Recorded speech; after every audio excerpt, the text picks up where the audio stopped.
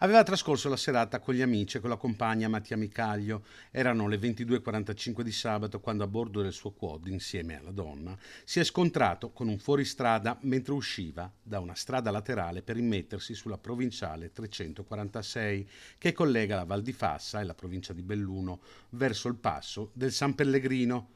Dopo essere uscito fuori strada, il quad si è incastrato sotto il veicolo senza lasciare alcuno scampo all'uomo 50 anni, originario di Dolo nel veneziano, ma residente a Padova. Ferita in modo grave la compagna, 33 anni, originaria di Campolongo Maggiore, trasportata in elicottero all'ospedale Santa Chiara di Trento, dove è ricoverata in condizioni critiche ma non in pericolo di vita. Illeso invece il conducente del fuoristrada, un 26enne, che potrebbe essere indagato nelle prossime ore. La notizia della morte del cinquantenne ha subito raggiunto Padova, dove Mattia Micaglio era molto conosciuto. Manager della ditta Marcato di Campodarsego, era molto apprezzato come imprenditore e appassionato di viaggi.